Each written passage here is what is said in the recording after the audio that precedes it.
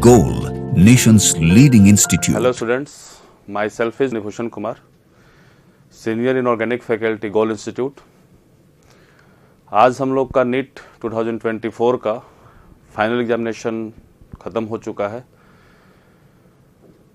और हम लोग आज इनऑर्गेनिक केमिस्ट्री जो क्वेश्चन एग्जामिनेशन में पूछा है 2024 नीट में उसको डिस्कस करने जा रहे हैं। क्वेश्चन का लेवल एवरेज है, हार्ड क्वेश्चन एक भी नहीं है, सारे क्वेश्चंस बहुत मीडियम हैं, कुछ बिलो मीडियम भी क्वेश्चंस पूछे गए हैं। जो बच्चे एनसीईआरटी को थोरोली पढ़े हैं और जो गोल के टेस्ट सीरीज को थोरोली पढ़े हैं उनमें एक भी क्वेश्चन उससे बाहर नहीं गया। सारे क्वेश्चंस हमारे टेस्ट सीरीज से हैं, A to Z question test series में पूछा गया है। तो हम लोग जो क्वेश्चंस आए हैं उसको डिस्कस करेंगे इनऑर्गेनिक केमिस्ट्री का। तो सबसे पहला क्वेश्चन इनऑर्गेनिक केमिस्ट्री का है, question number 55। Arrange the following elements in increasing order of electronegativity. Periodic table, periodic properties का क्वेश्चन है जो कि इलेक्ट्रोनिगेटिविटी का है। इसमें कुछ एलिमेंट गिवन है, इसका इलेक्ट्रोनिगेटिविटी का ऑर्डर पूछ रहा है इंक्रीजिंग ऑर्डर में, सबसे कम उसके बाद सबसे ज्यादा वाला ऑर्डर बताना है हमको। हमारे पास एलिमेंट है फ्लोरीन, ऑक्सीजन, नाइट्रोजन, कार्बन और सिलिकॉन।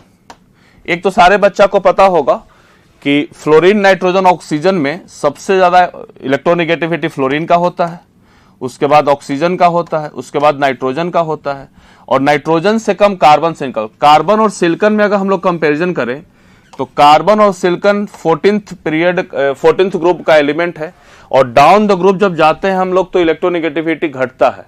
तो कार्बन और सिलिकॉन में इलेक्ट्रोनिगेटिविटी का अगर ऑर्डर जानना चाहें तो कार्बन और सिलिकॉन में इलेक्ट्रोनिगेटिविटी कार्बन का ज्यादा होगा और सिलिकॉन का इलेक्ट्रोनिगेटिविटी कम होगा। तो फ्लोरीन सबसे ज्यादा, उसके बाद ऑक्सीजन, उसके बाद नाइट्रोजन, उसके बाद कार्बन और सबसे कम सिलिकॉन होगा, सबसे कम इलेक्ट्रोनिगेटिव सिलिकॉन होगा। ये हमारा डिक्रीजिंग ऑर्डर है। एग्जाम में पूछा है इंक्रीजिंग ऑर्डर, इसको उल्टा कर देंगे। सबसे कम सिलिकॉन, उसके बाद कार्बन, उसके बाद नाइट्रोजन, उसके बाद ऑक्सीजन और सबसे ज्यादा इलेक्ट्रोनिगेटिविटी फ्लोरीन का होगा। सबसे ज्यादा most electronegative element is fluorine. तो देख लीजिए कौन सा ऑप्शन हमारा मैच कर रहा है।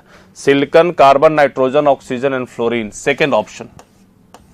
इसलिए 55 का सही ऑप्शन इलेक्ट्रोनिगेटिविटी का सेकेंड ऑर्डर है। Silicon is the least electronegative element among the given option, then carbon, then nitrogen, then oxygen and the fluorine is the most electronegative element. तो 55 का सही ऑप्शन ऑप्शन नंबर सेकेंड होगा। अगले question पे चलते हैं हम लोग।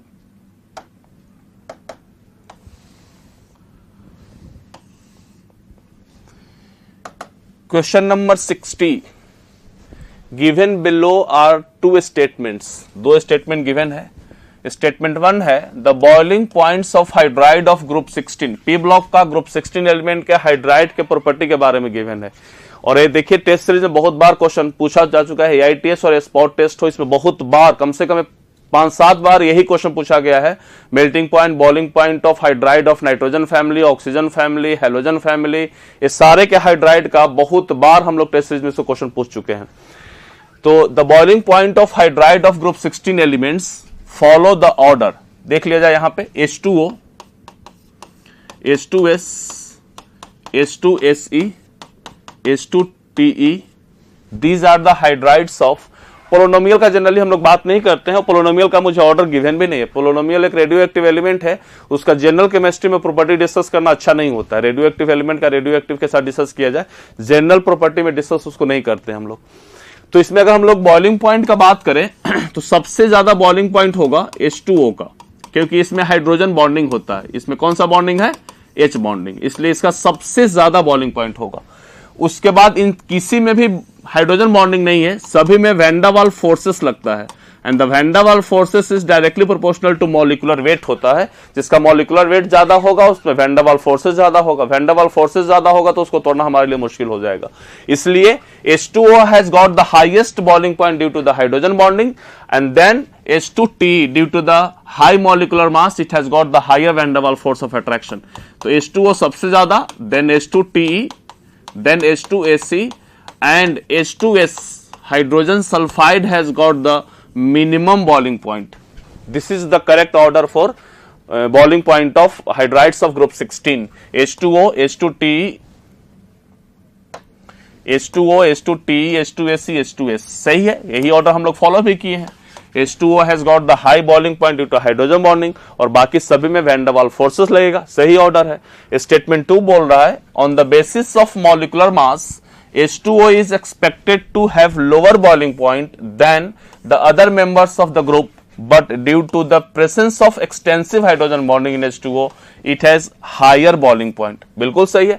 मॉलिक्यूलर मास अगर सब में वैन डर वाल्स फोर्सेस काम करता तो H2O का मॉलिक्यूलर मास सबसे कम है, उसका सबसे कम बॉइलिंग पॉइंट होना चाहिए, लेकिन उसमें एक एक्स्ट्रा ऑर्डिनरी प्रॉपर्टी है, that is tendency to form the extensive hydrogen bonding, and therefore it has higher boiling point than expected, and therefore this statement is also correct। पहला ऑर्डर भी सही है, दूसरा इसका स्टेटमेंट भी सही है, क्योंकि H2O में हाइड्रोजन बॉन्डिंग की वजह से उसका बॉइलिंग पॉइंट ज्यादा हो रहा है।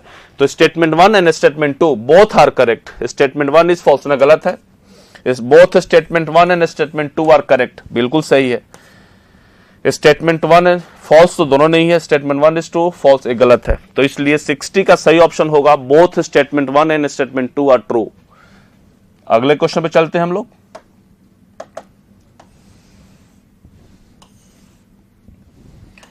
Question number 63, match list 1 with list 2। ये हमारा केमिकल बॉन्डिंग के वेस्पर थ्योरी जो स्ट्रक्चर और शेप के बारे में बताता है, उसके बेस्ट क्वेश्चन है। NH3, अगर NH3 का हम लोग बात किया जाए, NH3 NH एक लोन पेयर, इसका हाइब्रिडाइजेशन sp3 होगा।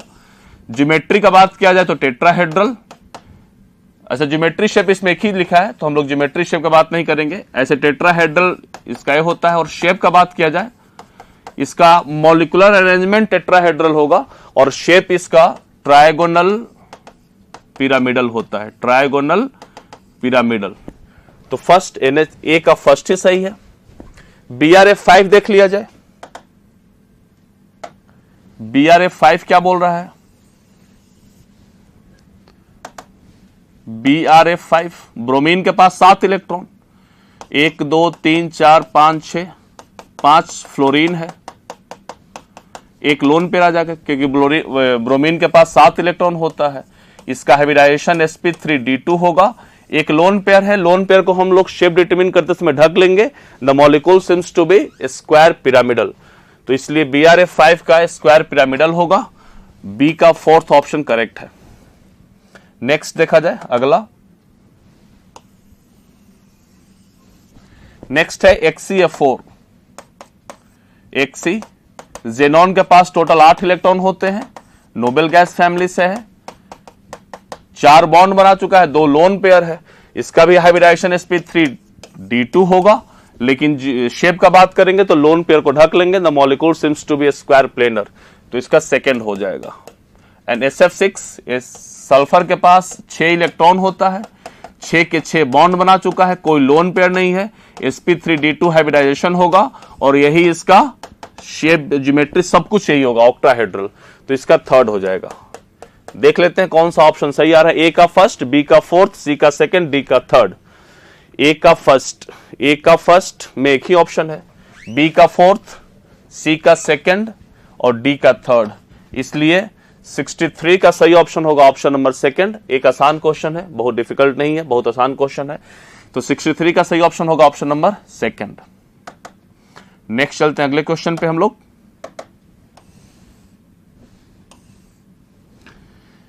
Question number 65। Question number 65, the E naught values for Mn3+ to Mn2+ couple is more positive than that of Cr+3 Cr+2 or Fe+3 Fe+2 due to change of A DNF block का question है, trend इन इनोट value.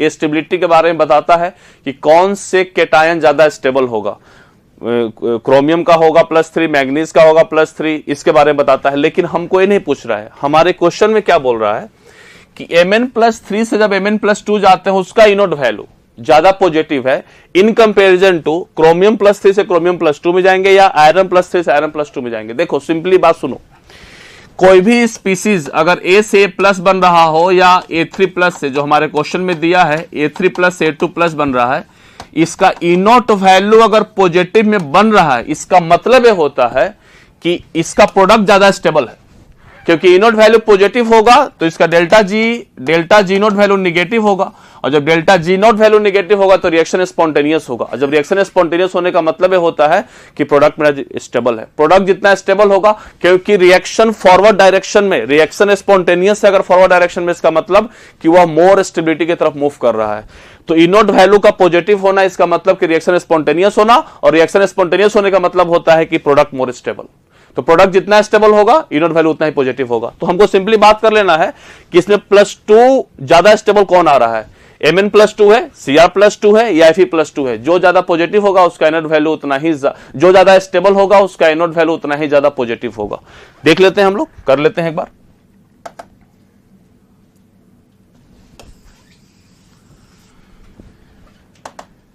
Mn+3 है, Mn+2 है। Electronic configuration से हम लोग compare करेंगे। Mn+3 में होता है D4, 3D4 4s0, और Mn+2 में हो जाएगा 4s0 3d5। तो आपको एक पता चल रहा होगा कि 3d5 में हाफ फील्ड है, और हाफ फील्ड वाला में एक्सचेंज पेयर एनर्जी बहुत ज्यादा होता है। हाफ फील्ड ऑर्बिटल में एक्सचेंज पेयर एनर्जी ज्यादा होता है, और एक्सचेंज पेयर एनर्जी ज्यादा होने से इसकी स्टेबिलिटी क्या हो जाती है, ज्यादा होती है। एक्सचेंज पे एनर्जी ज्यादा होने से स्टेबिलिटी ज्यादा होती है। हाफ फील्ड में एक्सचेंज पे एनर्जी मैक्सिमम होती है, इसलिए उसकी स्टेबिलिटी ज्यादा हो जाती है। पेयरिंग एनर्जी 0, इसलिए स्टेबिलिटी बहुत ज्यादा हो जाती है, more stable. Mn+2 D5 electronic configuration, half filled है, स्टेबल ज्यादा है। पूरी दुनिया जानती है कि half filled and full filled atomic orbitals are considerably more stable. क्यों D5 हाफ फील्ड है, ज्यादा स्टेबल है, क्योंकि इसमें एक्सचेंज पे एनर्जी ज्यादा है। तो इसलिए इसका ई नोट वैल्यू ज्यादा होने का कारण क्या है, क्योंकि यह D4 से D5 में जा रहा है, which is more stable configuration. लेकिन बाकी सब में अगर देखा जाए, क्रोमियम+3 है, से क्रोमियम+2 जा रहा है, वैसा कुछ भी कारण नहीं है। क्रोमियम+3 में D3 होता है, क्रोमियम+2 में D4 हो जाएगा। D3 तो फिर भी स्टेबल है, D3 में T2G हाफ फील्ड है, स्टेबल है, और क्रोमियम+3 है, ऑक्टाहेड्रल कॉम्प्लेक्स ही बनाएगा, इसलिए D3 ज्यादा स्टेबल है। D3 में हमेशा ऑक्टाहेड्रल में T2G होगा, T2G में D3 स्टेबल होता है, इसलिए स्टेबिलिटी ज्यादा होती है। D4 तो अनस्टेबल हो गया, इसका ई नोट वैल्यू तो कम पॉजिटिव होना चाहिए, तो स्वाभाविक है पॉजिटिव कम होगा। उसी तरह से Fe+3 है, Fe+2 में जा रहे हैं, Fe+3 में D5 होता है, Fe+2 में D4 हो गया, D6 हो गया, सॉरी, Fe+2 में D6 हो गया। Fe+3 में D5 है, 3 इलेक्ट्रॉन निकालेंगे, D6 है, 2 इलेक्ट्रॉन S से, 1 इलेक्ट्रॉन D से निकालेंगे, D5 बचेगा। Fe+2 में सिर्फ S से निकालेंगे, पूरा का पूरा D6 बचा रहेगा, 26 इसका एटॉमिक नंबर होता है। तो इसमें D5 ये तो स्टेबल है, स्टेबल से अनस्टेबल की तरफ जा रहा है, कहां से ई नोट वैल्यू पॉजिटिव ज्यादा होगा, तो इसका भी ई नोट वैल्यू पॉजिटिव Mn+3 से Mn+2 की कंपैरिजन में कम ही होगा, क्योंकि Mn+3 से Mn+2 जाने में D4 से D5 जा रहा है, स्टेबिलिटी की तरफ जा रहा है। ई नोट वैल्यू मोर पॉजिटिव किसी भी रिएक्शन के लिए दिया है, इसका मतलब उसका प्रोडक्ट ज्यादा स्टेबल होना चाहिए। और प्रोडक्ट जितना स्टेबल होगा, क्योंकि E naught value positive, delta G naught negative, reaction spontaneous होगा और वो फॉरवर्ड डायरेक्शन में मूव करेगा। इस वजह से ये D4 से D5 जा रहा है, इस वजह से इसका ई नोट वैल्यू पॉजिटिव ज्यादा है। तो देख लिया जाए कन्फिगरेशन में क्या चेंज आता है, due to the change in D4 to D5 electronic configuration.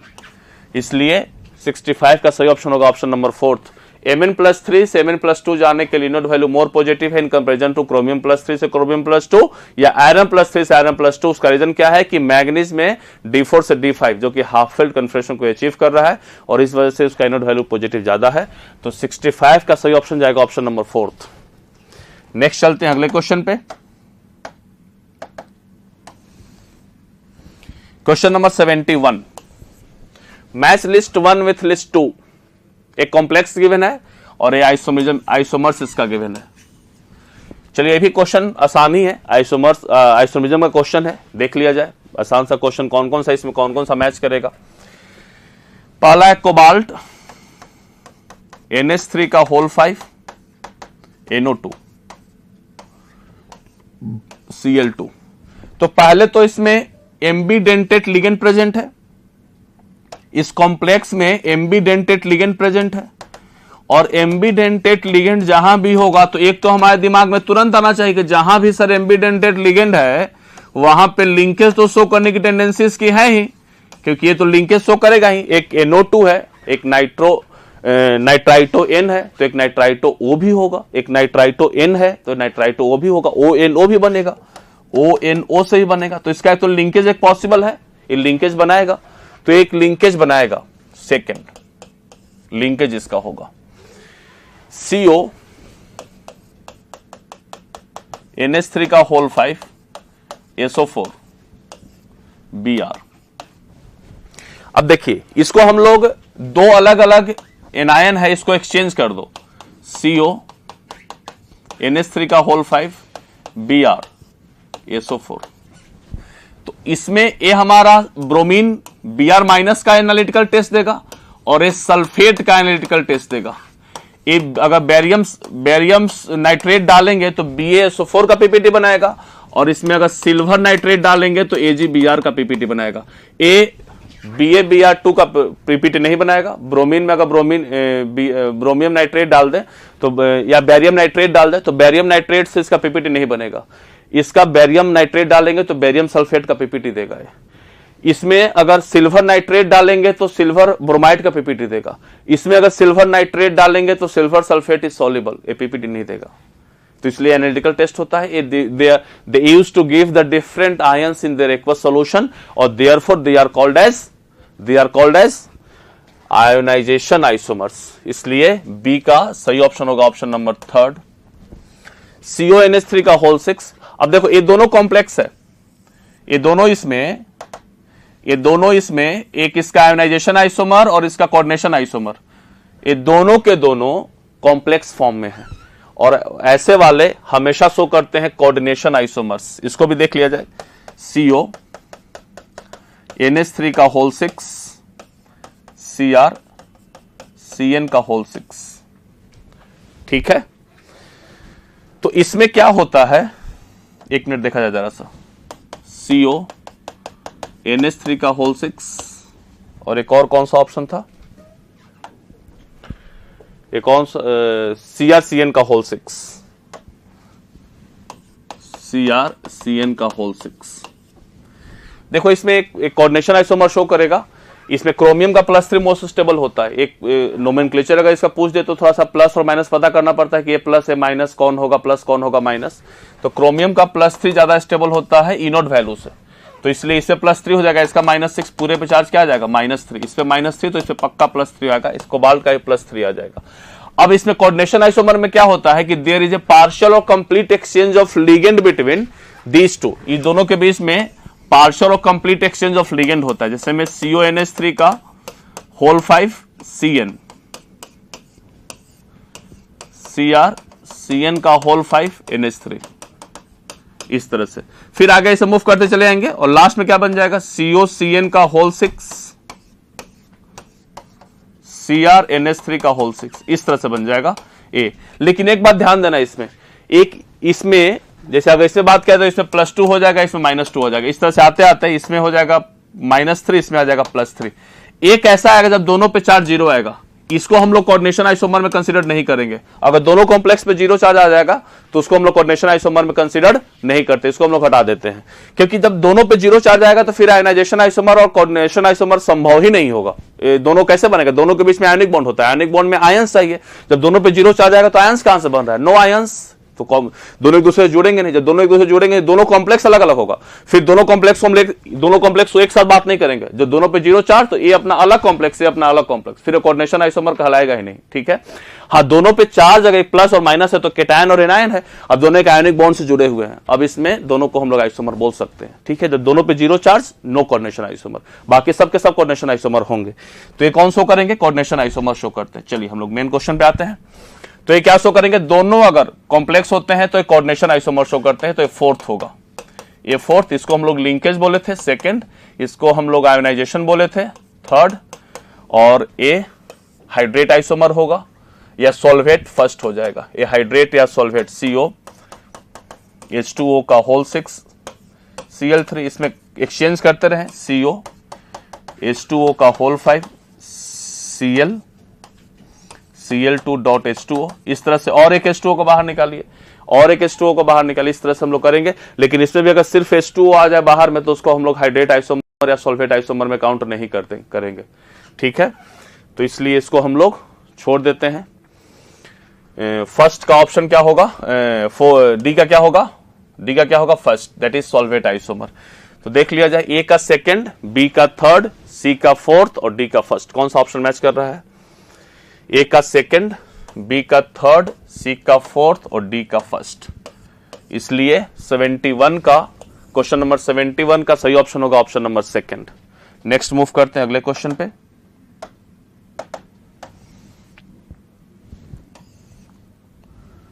Question number 72, given below are two statements. Statement 1, both in CONH3 का whole 6 plus 3 and COF6 minus complexes are octahedral. Octahedral तो है क्योंकि दोनों monodentate ligand है। Coordination number 6, coordination number 6, इसका भी coordination number 6, इसका भी कोऑर्डिनेशन नंबर 6, और कोऑर्डिनेशन नंबर 6 के लिए जो ज्योमेट्री होता है ऑक्टाहेड्रल, तो बोथ आर ऑक्टाहेड्रल, बिल्कुल सही है। But differ in their magnetic behaviour, बिल्कुल देख लिया जाए। CONH3 का होल 6 3 प्लस है, तो कोबाल्ट प्लस 3 के लिए ए स्ट्रॉन्ग फील्ड होगा नाइट्रोजन। नाइट्रोजन डोनर तो ऐसे भी स्ट्रॉन्ग फील्ड होता है, लेकिन कोबाल्ट प्लस 3 के लिए तो ऑक्सीजन को भी स्ट्रॉन्ग फील्ड बना देता है। कोबाल्ट प्लस 3 का जेड इफेक्टिव ज्यादा हो जाता है, और जेड इफेक्टिव ज्यादा होने से इसका लिगेंड से इलेक्ट्रॉन खींचने की टेंडेंसी बढ़ जाती है, और इस वजह से oxygen also act as a strong field ligand. Nitrogen तो पहले से भी स्ट्रॉन्ग फील्ड है, तो कोबाल्ट प्लस 3 के लिए ammonia will act as a strong field ligand है। यहाँ पे पेयरिंग होगा, इसका इलेक्ट्रॉनिक कन्फर्मेशन का बात करें तो 4s0 3d6 होगा, और 3d6 में 6 2 इसका डी खाली चाहिए, इसलिए पेयरिंग करवाएगा।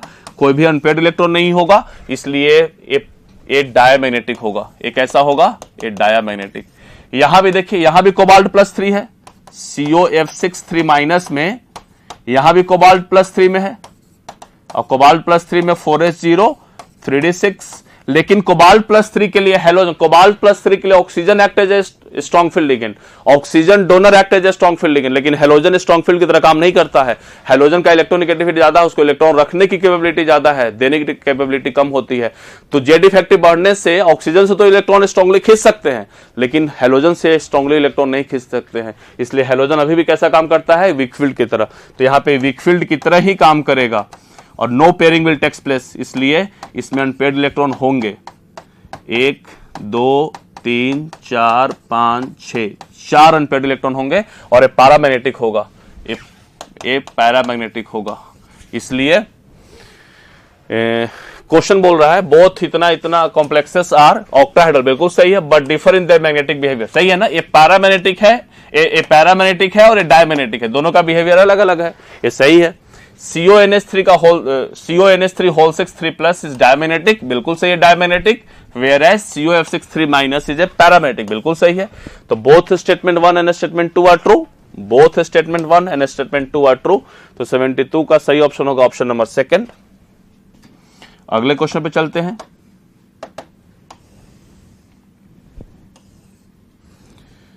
Question number 74, intramolecular hydrogen bonding is present in. Intramolecular hydrogen bonding मतलब वैसा हाइड्रोजन बॉन्डिंग जो सेम मॉलिक्यूल में एग्जिस्ट कर सके, उसके लिए दूसरा मॉलिक्यूल का जरूरत ना पड़े।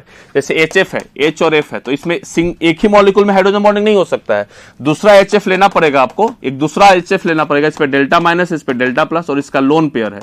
अब इसमें हाइड्रोजन बॉन्डिंग की तरह काम करेगा, तो इसमें मुझे 2 अलग अलग मॉलिक्यूल लेना पड़ा है। इंट्रामोलिकुलर नहीं, इसको बोलते हैं इंटरमोलिकुलर, तो इसलिए इसमें नहीं होगा, खत्म हो गया। इसमें देखा जाए, इसमें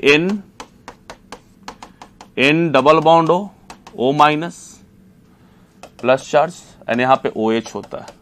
अब इन दोनों के बीच में हाइड्रोजन बॉन्डिंग है, जो कि दूसरा मॉलिक्यूल लेना नहीं पड़ रहा है, मुझे सेम मॉलिक्यूल है, इसी मॉलिक्यूल में हाइड्रोजन बॉन्डिंग एग्जिस्ट कर रहा है, इसलिए इसमें इंट्रामोलिकुलर हाइड्रोजन बॉन्डिंग है। कौन सा? सेम मॉलिक्यूल में, दूसरा मॉलिक्यूल की जरूरत नहीं है, इंट्रामोलिकुलर हाइड्रोजन बॉन्डिंग है। इसमें फिर से इंटरमोलिकुलर, ये नहीं पॉसिबल है, ओरिएंटेशन इसका पैरा पे है, और पैरा पे पॉसिबल नहीं होता है। N double bond O minus, इस पे प्लस चार्ज आ जाएगा, OH। एक दूसरा फिर से मॉलिक्यूल लीजिए, N double bond O minus, और यहां पे OH। अब इसमें हाइड्रोजन बॉन्डिंग है, लेकिन इंटरमोलिकुलर, कैसा है? 2 अलग अलग मॉलिक्यूल के बीच में, इसलिए इसमें भी इंटर है, इंट्रा नहीं है। इसमें भी इंटर ही होगा, लेकिन इसमें भी इंटर तो संभव ही नहीं होता, इंट्रा तो संभव नहीं है इसमें। तो इंट्रा किस में संभव है? सिर्फ सेकंड में। Second has got the intramolecular hydrogen bonding. तो 74 का सही ऑप्शन होगा ऑप्शन नंबर सेकंड। नेक्स्ट अगले क्वेश्चन पे चलते हैं हम लोग। Question number 76, among group 16 element which one does not show -2 oxidation state. बिल्कुल सही है। देखा जाए ऑक्सीजन फैमिली का अगर ऐसे बात किया जाए, ऑक्सीजन फैमिली का अगर बात किया जाए तो oxygen, sulphur, selenium, tellurium and polynomial होता है। इसका कॉमन ऑक्सीडेशन स्टेट में दो आते हैं, तीन आते हैं, एक -2 भी आता है, एक +4 भी आता है, +6 भी आता है। ठीक है, और भी आ सकते हैं लेकिन ये कॉमन है। तो -2 की स्टेबिलिटी डिक्रीज करता है due to increase in metallic character. इसकी स्टेबिलिटी इंक्रीज करता है और इसकी भी स्टेबिलिटी डिक्रीज करता है। इसकी भी stability due to inert pair effect, due to inert pair effect. -2 +6 oxygen family की minimum oxidation state -2, maximum oxidation state +6, दोनों की stability down the group decrease करती है, -2 एज वेल एज +6। ये और ये नहीं है, ये सारे ग्रुप में एप्लीकेबल है। Boron family carbon, nitrogen, oxygen, fluorine तक सारे में एप्लीकेबल है। मिनिमम और मैक्सिमम दोनों की stability down the group decrease करती है और मिनिमम ऑक्सीडेशन स्टेट की स्टेबिलिटी डिक्रीज करने के कारण metallic increase in metallic character होता है। जब मेटालिक कैरेक्टर बढ़ेगा तो उसको इलेक्ट्रॉन देने की टेंडेंसी बढ़ेगी, लेने की टेंडेंसी नहीं बढ़ेगी। और मिनिमम बोरॉन से लेकर हैलोजन फैमिली तक सबका माइनस है, तो कभी संभव ही नहीं कि minus oxidation state metal show करे। मेटल की टेंडेंसी होती है प्लस ऑक्सीडेशन स्टेट शो करने की, इलेक्ट्रॉन देने की टेंडेंसी होती है। और मैक्सिमम की स्टेबिलिटी क्यों घटती है? Due to inert pair effect, due to inert pair effect. लेकिन एक बात याद रखना कि स्टेबिलिटी तो डिक्रीज करेगी, लेकिन इनर्ट पेयर इफेक्ट इफेक्टिवली कहां पे काम करेगा? सिर्फ और सिर्फ लास्ट एलिमेंट में। जैसे मैं बताया था टीन और लेड में, टीन का +4 ज्यादा स्टेबल है लेकिन लेड का +2 ज्यादा स्टेबल होता है, क्योंकि लेड में इफेक्टिवली इनर्ट पेयर इफेक्ट काम कर रहा है। तो इसलिए -2 ऑक्सीडेशन स्टेट शो की टेंडेंसी जो कि मिनिमम है, किसकी नहीं होती है? डाउन द ग्रुप जाएगी, उसकी स्टेबिलिटी घटेगी, मेटालिक कैरेक्टर बढ़ेगा, स्टेबिलिटी घटेगी, और सबसे लास्ट एलिमेंट जो कि मेटालिक कैरेक्टर ज्यादा होता है उसमें वो -2 नहीं शो करेंगे। तो इसलिए सबसे लास्ट एलिमेंट कौन सा है? Polonium, which do not want to show -2 oxidation state. बाकी सब -2 शो करेंगे, लेकिन सबसे अच्छा -2 ये शो करेगा, उसके बाद ये शो करेगा, उसके बाद ये शो करेगा, और सबसे खराब -2 पोलोनोमियल शो करेगा, क्योंकि पोलोनोमियल एक रेडियो एक्टिव मेटल है और metal negative oxidation state show करना नहीं चाहते हैं। तो 76 का सही ऑप्शन होगा ऑप्शन नंबर फर्स्ट। अगले क्वेश्चन पे चलते हैं। 79, question number 79, spin only magnetic moment is same for which of the following ions. Spin only, spin मतलब मुझे सिर्फ अनपेयर्ड इलेक्ट्रॉन का बात करना है। जिसमें अनपेयर्ड इलेक्ट्रॉन ज्यादा होगा उसमें मैग्नेटिक मोमेंट ज्यादा होगा, या जिसमें नंबर ऑफ अनपेयर्ड, इसमें सेम पूछा है तो जिसमें अनपेयर्ड इलेक्ट्रॉन सेम होगा उसका मैग्नेटिक मोमेंट सेम होगा। तो इसमें देख लेते हैं किसका किसका। टाइटेनियम +3, टाइटेनियम का एटॉमिक नंबर 22, 4s0 3d1, इसमें नंबर ऑफ अनपेयर्ड इलेक्ट्रॉन 1 हो जाएगा। क्रोमियम +2, एटॉमिक नंबर 24 होता है, 4s0 3d4, तो इसमें n की वैल्यू 4 हो जाएगी। मैग्नीज +2, 4s0 3d5, तो इसमें नंबर ऑफ अनपेयर्ड इलेक्ट्रॉन 5 हो जाएगी। और Fe+2, 4s0 3d6, इसमें n की वैल्यू 4 हो जाएगी। जिसमें n की वैल्यू सेम होगा उसका मैग्नेटिक मोमेंट, स्पिन वाली मैग्नेटिक मोमेंट का वैल्यू सेम होगा। देख लेते हैं इसमें स्पिन किसमें n की वैल्यू सेम आ रही है। इसमें n का वैल्यू 1, इसमें n का वैल्यू 4, इसमें n का वैल्यू 5 और इसमें n का वैल्यू 4। तो सेम किसका किसका आ रहा है? क्रोमियम +2 और आयरन +2 का। Chromium +2 iron +2 both have got the same number of unpaired electron, तो दोनों का मैग्नेटिक मोमेंट म्यू का value √4 × 4 + 2 that is equal to √24 Bohr magneton आ जाएगा। इसलिए दोनों का सेम होगा, बी और डी, दोनों का सेम होगा, B and D both have got the same magnetic moment that is √24 Bohr magneton. तो 79 का सही ऑप्शन होगा ऑप्शन नंबर सेकंड। अगले क्वेश्चन पे चलते हैं।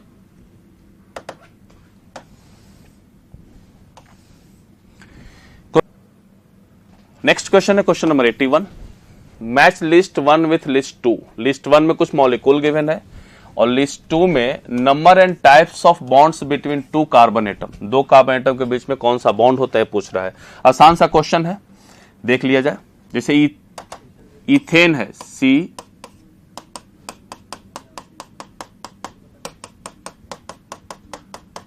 ठीक है, तो नंबर ऑफ कार्बन, कार्बन में सिर्फ एक सिग्मा बॉन्ड है, कोई pi bond, one sigma and 2 पाई, ना गलत है, 2 सिग्मा, ये भी गलत ना, ये भी नहीं होगा, ओनली वन सिग्मा, थर्ड होगा।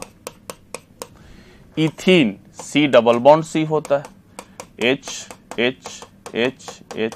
कार्बन कार्बन के बीच में बात किया जाए तो इसमें एक पाई बॉन्ड में एक सिग्मा और एक पाई होता है। अगर एक डबल बॉन्ड है तो डबल बॉन्ड में एक सिग्मा और एक पाई होता है, तो इसमें एक सिग्मा और एक पाई होगा, वन सिग्मा बॉन्ड ना, one sigma bond and one pi bond, fourth होगा।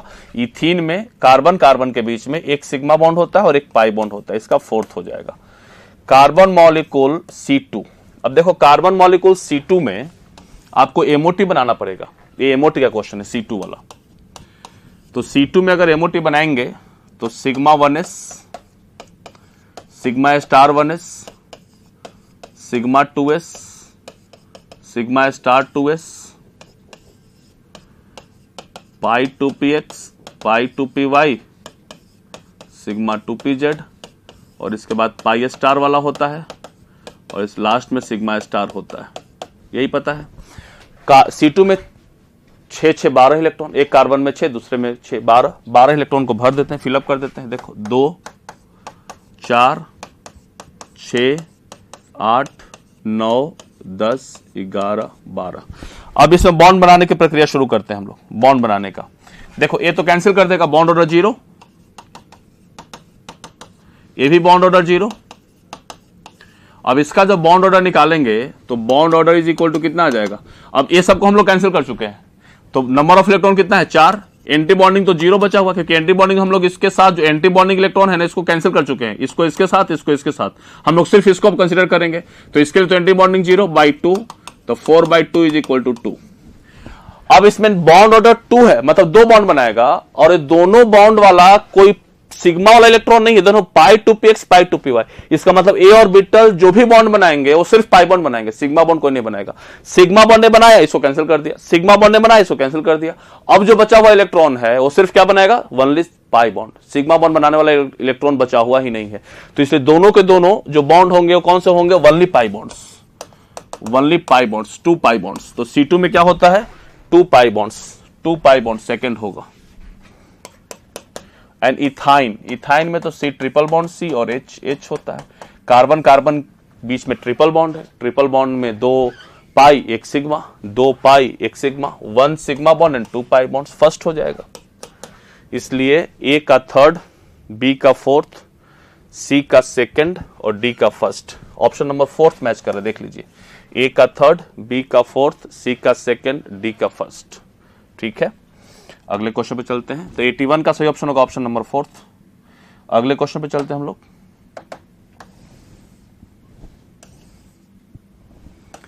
83, question number 83, arrange the following elements in increasing order of first ionization enthalpy. ये पीरियोडिक टेबल का क्वेश्चन है, फर्स्ट आयोनाइजेशन एंथैल्पी पूछा है। हमारे पास एलिमेंट है lithium, beryllium, boron, carbon, nitrogen. अब इसमें हम लोग को पता है कि लेफ्ट टू राइट जब पीरियड में मूव करते हैं तो जेड इफेक्टिव बढ़ता है, और जेड इफेक्टिव बढ़ने से आयोनाइजेशन एनर्जी बढ़ता है। लेकिन थोड़ा सा हम लोग इलेक्ट्रॉनिक कॉन्फ़िगरेशन वाला भी कॉन्सेप्ट अप्लाई करते चलेंगे, जिसका हाफ फील्ड या फुल फील्ड इलेक्ट्रॉनिक कॉन्फ़िगरेशन आता है, उसका आयोनाइजेशन एनर्जी ज्यादा हो जाता है। तो अपने एडजेसेंट वाला से कहीं भी ज्यादा नहीं होगा, सिर्फ अपने अगल बगल वाले से ज्यादा हो जाता है। इस एक सिंपल सा कॉन्सेप्ट होता है। तो लिथियम में होता है 2s1, बेरिलियम में 2s2, इसमें 2p1, इसमें 2p2, इसमें 2p3। तो ठीक है, इसमें नाइट्रोजन का 2p3 ज्यादा भी है, जेड इफेक्टिव भी ज्यादा है, 2p3 का स्टेबिलिटी भी ज्यादा है और जेड इफेक्टिव भी ज्यादा है, तो नाइट्रोजन का ज्यादा होगा, नाइट्रोजन का ज्यादा होगा। कार्बन में p2 है और p1 है, तो ठीक है, ज्यादा होगा कार्बन का। अब सुना जाए बोरन पे, तो बोरन में इलेक्ट्रॉन p से निकालना है और बेरिलियम में निकालना है s से। एक तो s का पेनिट्रेशन ज्यादा, जब पेनिट्रेशन ज्यादा तो न्यूक्लियस के पास आएगा, जब न्यूक्लियस के पास आएगा तो न्यूक्लियस उसको पकड़ के रखेगा, उसको इलेक्ट्रॉन निकालने में मुश्किल आएगी। एक तो s का पेनिट्रेशन p से ज्यादा, और दूसरी बात कि यहां पे 2s2 फुलफिल्ड है, 2s2 फुलफिल्ड है, तो फुलफिल्ड से इलेक्ट्रॉन निकालना मुश्किल होता है, इनकम्प्लीटली p1 इनकम्प्लीटली फिल्ड है, तो p से इलेक्ट्रॉन आसानी से निकल जाएगा। तो अब देखो कार्बन बेरिलियम का ज्यादा होगा लेकिन बोरॉन ज्यादा होगा, कार्बन ज्यादा नहीं होगा, क्योंकि electronic configuration half filled full field वाला कॉन्सेप्ट सिर्फ अगल बगल वाले पे लगता है। कुछ इसके एक्सेप्शन है डी ब्लॉक वाले में। डी ब्लॉक का अगर देखेंगे फर्स्ट सेकंड आयोनाइजेशन एनर्जी का या थर्ड आयोनाइजेशन एनर्जी का, तो कुछ इसमें हेराफेरी होता है, और नहीं तो सिर्फ ज्यादा किससे होता है, अगल बगल। इलेक्ट्रॉनिक कॉन्फ़िगरेशन का पावर सिर्फ और सिर्फ अपने अगल बगल वाले से ज्यादा होता है। कार्बन और बेरिलियम में कंपैरिजन नहीं कर सकते। कार्बन यहां पे जेड इफेक्टिव से जीतेगा, बेरिलियम का ये औकात नहीं है कि अपना half filled full field atomic orbital का कंडीशन इंपोज करके आयनाइजेशन एनर्जी को बढ़ा ले। कार्बन से नहीं बढ़ा सकते हैं, बोरॉन से जरूर बढ़ा लेंगे। तो नाइट्रोजन के बाद कार्बन, और कार्बन के बाद बेरिलियम, और बेरिलियम के बाद बोरॉन, और बोरॉन के बाद लिथियम, बोरॉन के बाद लिथियम। तो देख लिया जाए, सबसे कम लिथियम का होगा, फिर बोरॉन का होगा, फिर बेरिलियम का होगा, फिर कार्बन का होगा, और सबसे ज्यादा नाइट्रोजन का होगा। Lithium boron beryllium carbon nitrogen. Lithium सबसे कम, उसके बाद बोरॉन, उसके बाद बेरिलियम, उसके बाद कार्बन, उसके बाद nitrogen. Lithium boron beryllium carbon nitrogen. 83 का सही ऑप्शन होगा ऑप्शन नंबर 3। अगले क्वेश्चन पे चलते हैं हम लोग। Question number 87, identify the correct answer. 3 canonical form can be drawn for CO3 ये बिल्कुल सही है। C double bond O minus, एक यहां से ऐसे कर दीजिए, इसको आप 1, 2 और 3 में बांट दीजिए, तब जाके समझ में आएगा। अब देखो क्या बनेगा इसका, CO minus double bond O minus, फिर से इसको यहां पे दे दीजिए 1, 2, 3, ये यहां पे आ जाएगा CO minus double bond O minus 1, 2, 3। अब आपको दिखेगा कि पहला इसमें ऑक्सीजन है माइनस चार्ज 2 और 3 पे, अब इसमें आ गया है 1 और 2 पे, अब इसमें आ गया है 1 और 3 पे, तो सभी पे माइनस चार्ज चेंज कर रहा है। तो इसको total number of canonical structure कितना बनेगा, 3, और इसका रियल हाइब्रिड स्ट्रक्चर क्या बनेगा, O -2/3 -2/3 -2/3। This is the real structure of carbonate ion. तो 3 कैनोनिकल स्ट्रक्चर बनते हैं, सही स्टेटमेंट है। 3 resonance structure can be drawn for ozone, ना गलत है। ओजोन के लिए 2, ओजोन के लिए O डबल बॉन्ड O, एक कोऑर्डिनेट बॉन्ड, यहां पे एक लोन पेयर, यहां पे 3 लोन पेयर, और यहां पे 2 लोन पेयर। तो ये जो कोऑर्डिनेट बॉन्ड यहां बनाया है, ये कोऑर्डिनेट बॉन्ड यहां भी बना सकता है। O यहां भी 1, 2, 3, O double bond O 1, 2 oxygen 3। जब इसी को हम लोग करेंगे, अगर कोऑर्डिनेट को कोवलेंट में कन्वर्ट करेंगे तो ये स्ट्रक्चर हो जाता है O डबल बॉन्ड O यहां पे प्लस और यहां पे माइनस। ये दोनों सेम स्ट्रक्चर, दोनों इक्विवेलेंट है, दोनों में कोई अंतर नहीं है। कोऑर्डिनेट को कोवलेंट बना दीजिए तो ये प्लस माइनस ले लेता है। तो इसके बस 2 ही स्ट्रक्चर बनेंगे, इसके अलावा तीसरा स्ट्रक्चर संभव नहीं है, क्योंकि ये सेंट्रल एटम है, इसमें कुछ हम लोग चेंज नहीं कर सकते हैं। तो इसमें 2 स्ट्रक्चर बनेंगे, 3 नहीं बन सकते हैं। Ozone has got only 2 canonical structure, not 3 structure, तो इसलिए गलत स्टेटमेंट है। BF3 has non zero dipole, non zero नहीं ना, जीरो है। BF3 has zero dipole moment, ये इधर खींचेगा, ये इधर खींचेगा, ये इधर खींचेगा, इन दोनों को मिलाकर नेट डायपोल मोमेंट यहां हो जाएगा। दोनों सेम ही, ये भी बॉन्ड डायपोल मोमेंट, ये भी bond dipole moment, net mu क्या आ जाएगा, 0। तो इसलिए इसके पास नॉन जीरो नहीं, जीरो डायपोल, ये गलत है। Dipole moment of NF3 is greater than that of NH3, ना ये भी गलत है, ये भी हम लोग कर चुके हैं। NF3 और NH3 का अगर बात किया जाए, इसको मिटा देता हूं। अगर NH3 का बात किया जाए, हम लोग इसको टेस्ट सीरीज में भी बहुत बार डिस्कस कर चुके हैं। NH3 और NF3 में बात किया जाए, F एक लोन पेयर, ये इधर खींचेगा, ये भी इधर खींचेगा, ये भी इधर खींचेगा, और ये भी इधर खींचेगा। इसको orbital dipole moment and the bond dipole moment, orbital and the bond dipole moment दोनों, इसका नेट तीनों को मिलाकर ऊपर होगा, और ये भी ऊपर है, तो नेट डायपोल मोमेंट का डायरेक्शन किधर हो जाएगा, अपवर्ड। यहां पे ये इधर खींचेगा, लेकिन ये इधर खींचेगा, ये इधर खींचेगा, और ये इधर खींचेगा, तो ये एक इधर है और एक इधर है, तो नेट डायपोल मोमेंट थोड़ा सा क्या हो जाएगा, इसका कम हो जाएगा। ऊपर खींचे या नीचे खींचे, नेट डायपोल मोमेंट का डायरेक्शन थोड़ा सा कम हो जाएगा। क्यों? क्योंकि जब इसका म्यू नेट निकालेंगे तो इसके लिए फॉर्मूला लगाएंगे μ1 square plus μ2 square plus 2 μ1 μ2 cos theta. लेकिन इसके लिए जब म्यू नेट का फॉर्मूला लगाएंगे तो इसके लिए लिखेंगे μ1 square plus μ2 square minus two μ1 μ2 cos theta. यहां पे हम लोग माइनस यूज करेंगे, यहां पे प्लस। यही प्लस वाला जो चीज है ना, ही इसका डायपोल मोमेंट को बढ़ाता है, और ये माइनस वाला इसके डायपोल मोमेंट को घटा देता है। तो इसीलिए NH3 का डायपोल मोमेंट ज्यादा होगा, NF3 का कम होगा। और यहां पे लिख दिया है कि NF3 का ज्यादा होगा, NH3 का कम होगा, जो कि गलत है। तो पूछा है कि करेक्ट आंसर कौन सा होगा? फर्स्ट, जो कि कार्बोनेट के पास 3 कैनोनिकल स्ट्रक्चर होते हैं। तो 87 का सही ऑप्शन होगा ऑप्शन नंबर फर्स्ट। अगले क्वेश्चन पे चलते हैं। Question number 89, given below are certain cations using inorganic qualitative analysis, arrange them in increasing group number from 0 to 6। From 0 to 6। देखिए अच्छा क्वेश्चन, सॉल्ट एनालिसिस का क्वेश्चन है ये सॉल्ट एनालिसिस का क्वेश्चन है। ये सॉल्ट एनालिसिस का क्वेश्चन है हमारा। इसमें ग्रुप का, किस ग्रुप का कौन सा केटायन है 0 to 6 में वो करना है। तो ग्रुप 1 का अगर बात किया जाए तो ग्रुप 1 में कौन कौन से होते हैं? आज हो गए पागल। ग्रुप 2 में अगर बात किया जाए तो पंजाबी कुड़ी भी होगी कैद। और एक और होता है सबसे सुंदर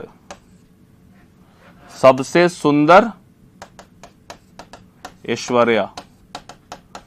ये दोनों ग्रुप 2 में है, ये दोनों ग्रुप 2 के केटायन है। ग्रुप 3 में अगर बात किया जाए तो ग्रुप 3 में होता है फेको करारे आलू, फेको करारे आलू। ग्रुप 4 में अगर बात किया जाए तो मन को नहीं जाना, मन को नहीं जाना। ग्रुप 5 का बात किया जाए तो भारत सरकार। और ग्रुप 6 का बात किया जाए तो मैग्नीशियम +2, सोडियम +2, पोटेशियम +2 भी होता है। और 0 ग्रुप में अमोनियम होता है, 0 ग्रुप में अमोनियम होता है। ना मांगो काजू। देख लिया जाए एल्युमिनियम +3 क्या पूछ रहा है? Using inorganic qualitative analysis, arrange them in increasing group number. Group number में इंक्रीजिंग ऑर्डर में सजा देना है। तो देख लीजिए एल्युमिनियम +3 थर्ड ग्रुप में है, वेरी गुड। बी में कॉपर +2 पंजाबी कुड़ी भी होगी कैद, सेकेंड ग्रुप में है। बैरियम +2 बैरियम भारत सरकार 5th ग्रुप में है। कोबाल्ट +2 मन को जाना नहीं 4th ग्रुप में है। मैग्नीशियम +2 6th ग्रुप में है, 6th ग्रुप में है। नाम मांगो काजू वाला ट्रिक है इसमें। तो देख लिया जाए इंक्रीजिंग ऑर्डर में सजाना है। इंक्रीजिंग ऑर्डर में मतलब सबसे कम वाला कॉपर +2 बी होगा, उसके बाद बी के बाद ए होगा, ए के बाद डी होगा, डी के बाद सी होगा, और सी के बाद सबसे लास्ट में ई हो जाएगा। देख लिया जाए कौन सा ऑप्शन सही है? BADCE, BADCE। 89 का सही ऑप्शन होगा ऑप्शन नंबर सेकंड। ये qualitative analysis, separation of classification of cation के बेसिस पे वाला क्वेश्चन है। तो 89 का सही ऑप्शन होगा ऑप्शन नंबर सेकंड। ये पहली बार हमारे सिलेबस में सॉल्ट एनालिसिस ऐड किया है, उससे क्वेश्चन पूछा है। 89 का सही ऑप्शन होगा ऑप्शन नंबर सेकंड। अगले क्वेश्चन पे चलते हैं। 96, अगला क्वेश्चन है 96। The pair of lanthanide ions which are diamagnetic. एक क्वेश्चन है हमारा DNF ब्लॉक का, कौन से डायमैग्नेटिक होते हैं? F ब्लॉक का सारे इसमें एलिमेंट गिवन है, प्रोमेथियम +2 एंड सेमेरियम +3। इसका इलेक्ट्रॉनिक इन्फॉर्मेशन लिख लिया जाए। ट्रिक बोल देते, सीने पर नदिया प्रेमिका समाई 58, 59, 60, 61, 62। प्रेमिका समाई 63 सेमेरियम हो जाएगा। जब इसका इलेक्ट्रॉनिक इन्फॉर्मेशन लिखेंगे तो जेनॉन 54, 6 पीरियड का एलिमेंट है, 6 से शुरू करेंगे, 6p पे खत्म करेंगे। 5d एंड 4f, 2 इलेक्ट्रॉन इसमें, तो इसका तो 0 हो जाएगा, इसका 0 हो जाएगा। और 56 और 6 62 5 होगा। 6 होना चाहिए लेकिन 4f5 होगा। अनपेड इलेक्ट्रॉन तो इसमें है, इसका लिखेंगे तो xenon 54 6s0 5d0 4f6 6p0, इससे भी अनपेड इलेक्ट्रॉन है। तो ये दोनों तो डायमैग्नेटिक नहीं है, गलत हो गया। सीरियम +4 58 होता है, xenon 54 6s0 4f0 5d0 4p0, सारा का सारा जीरो। जेनॉन के पास नोबेल गैस है, सारे के सारे पेयर्ड इलेक्ट्रॉन होते हैं, इसलिए डायमैग्नेटिक होगा। या ट्रिबियम +2 एटॉमिक नंबर 70, या ट्रिबियम +2 का एटॉमिक नंबर 70 देख लिया जाए। इसका भी जेनॉन 54 6s0 एंड 4f14 होता है, 5d0 होता है, 4f14 5d0। कोई अनपेड इलेक्ट्रॉन नहीं है, पूरा का पूरा फिल्ड है, ये भी डायमैग्नेटिक है। तो इसलिए सेकेंड ऑप्शन में cerium +2 and terbium +2 both are diamagnetic. Cerium +2 has got D0 F0 configuration and terbium +2 has got F14 F0 F14 both are diamagnetic, इसलिए दोनों के दोनों डायमैग्नेटिक है। सीरियम +3 में एक तो आ जाएगा ना 4f1, सीरियम +3 में f1 आ जाएगा जो कि पैरामैग्नेटिक हो जाएगा। एंड यूरोपियम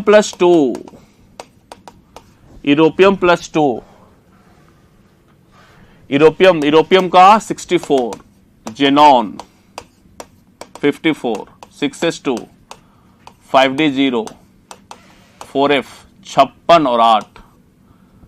अब इसमें 2 इलेक्ट्रॉन निकालना है, 0 कर देंगे, 8 बचा रहेगा जो कि गलत है। तो इसलिए यूरोपियम +2 में ये भी तो वो है पैरामैग्नेटिक है, डायमैग्नेटिक नहीं है। तो ये भी ये भी पैरा और ये भी पैरा, ये भी गलत है।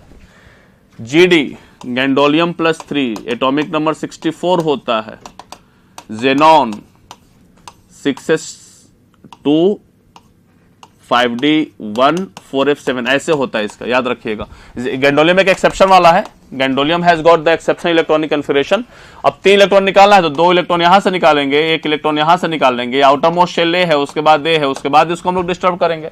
तो पहले 6s से निकालेंगे, फिर 5d से निकालेंगे, फिर लास्ट में f से निकालेंगे। तो इसे गैंडोलियम के पास आउटर मोस्ट इलेक्ट्रॉनिक कन्फिगरेशन में क्या होता है, गैंडोलियम +3 के पास 4f7 जो कि पैरामैग्नेटिक है, तो इसलिए भी गलत होगा। और यूरोपियम +3 का देख चुके हैं, यूरोपियम +2 है, 1 इलेक्ट्रॉन और निकाल देंगे, 4f7 बच जाएगा, ये भी पैरामैग्नेटिक है। तो सही कौन होगा, second. Cerium +4 and terbium +2 both are diamagnetic है। ट्रिबियम +2 के पास क्या है 4f14 और सीरियम +4 के पास क्या है 4f0, बोथ आर डायमैग्नेटिक। तो 96 का सही ऑप्शन होगा ऑप्शन नंबर सेकंड। अगले क्वेश्चन पे चलते हैं। 98 स्टेटमेंट 1 एंड स्टेटमेंट 2 CONH3 का होल 6+3 जो होमोलेप्टिक, ये तो सब लोग को दिख रहा है, बहुत आसान सा क्वेश्चन है, कोऑर्डिनेशन का क्वेश्चन है। होमोलेप्टिक है क्योंकि सारे के सारे इसमें अमोनिया ही एक ही तरह के लिगेंड है। वेयर एज CONH3 का whole four Cl2 is heteroleptic complex, बिल्कुल सही है क्योंकि इसमें अलग अलग लिगेंड है, इसलिए हेट्रोलेप्टिक कॉम्प्लेक्स है। स्टेटमेंट 2 कॉम्प्लेक्स इतना has only one kind of ligand but इतना has more than one kind of ligand, ये भी सही है। इसके पास ओनली वन, इसके पास 2 तरह के लिगेंड है, अमोनिया और क्लोरीन, इसके पास सिर्फ अमोनिया है। तो statement 1 statement 2 both are true, तो इसे 98 का सही ऑप्शन होगा option number second. So these are the inorganic questions of NEET 2024। इस तरह से हम लोग सारे क्वेश्चन को प्रॉपर्ली डिस्कस किए और inorganic chemistry for the NEET 2024 का। होपफुली सभी लोगों का एग्जाम बहुत अच्छा गया होगा। I hope you all have got the good marks and get the good medical colleges. Thank you everyone. Thank you so much.